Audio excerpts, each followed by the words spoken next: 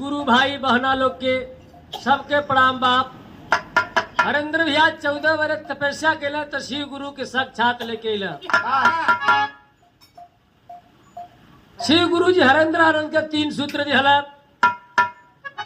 पहला में दया मांगे के बाद, दूसरा में बोल के चर्चा करे के बाद, तीसरा में नमः शिवाय को 108 बार जाप करे के बाद, जाप कैले के समय 3 बजे से 5 बजे के बीच में जे जाप करी जरूर अनुभूति मिली।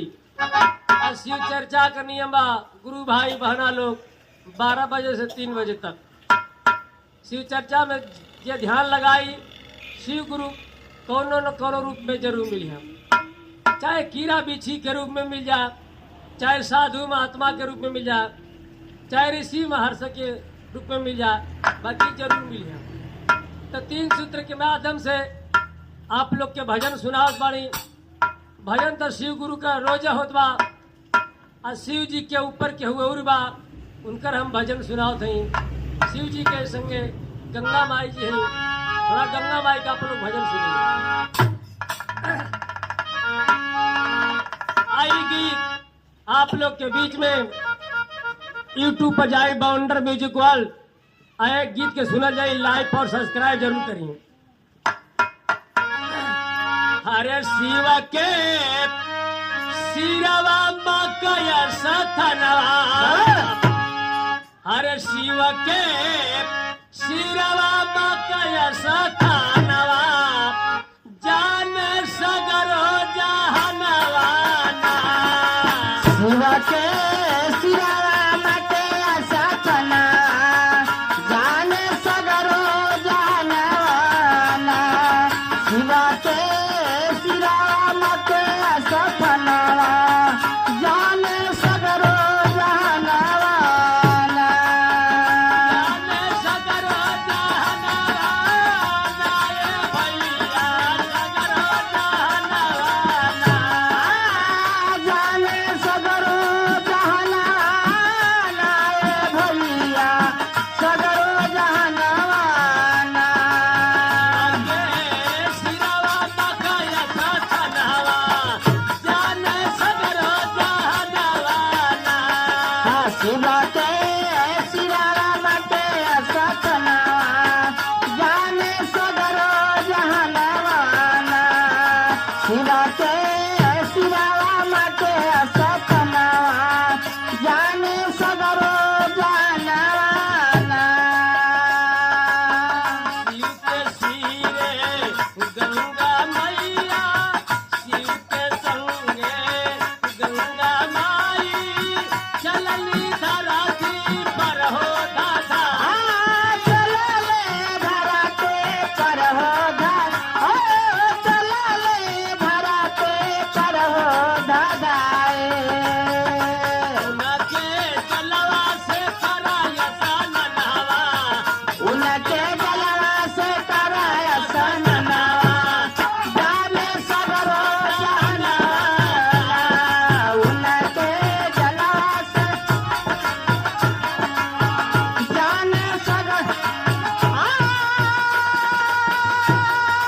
सगरो जहनवा, सगरो जहनवा, हो जान सगरो जहनवा, हो जान सगरो जहनवा। उनके जला से कराया सननवा, जाने सगरो जहनवा। उनके जला से कराया सननवा, जाने सगरो जहनवा। देखा है गुरु भाई बहना लोग, गंगा जल सुधरा, केहू के शादी बियाह पड़ला, चाहे कोनो कार करो झड़ा, तो गंगा जल के जरूर धुला। नाम बा सुधरा है गंगा जलावा, ब्रह्मा विष्णु कैले कियला। ब्रह्मा बेसरा कैले खे, ब्रह्मा बेसरा कैले खेला।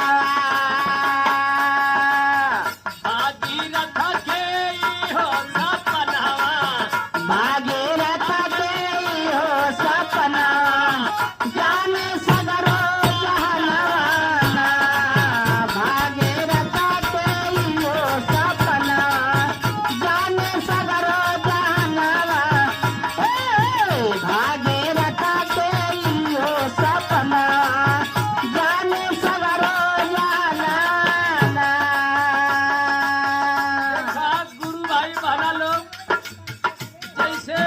हरेंद्रनाथ 14 बरस तपस्या कैला त शिव गुरु के साक्षात में कैला वही करे भगीरथ 14 बरस तपस्या कैला त गंगा जी के धरती पर ले कैला भैल का शिव के संगे गंगा मैया कैली अखिरी में हो बिगैया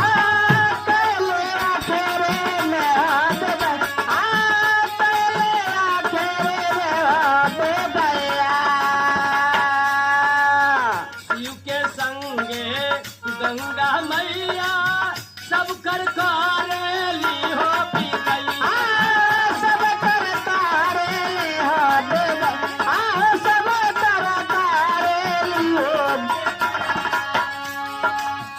सालो साला कर लालो गतनावा सालो साला कर लालो गतनावा जान सगरो जहनवाना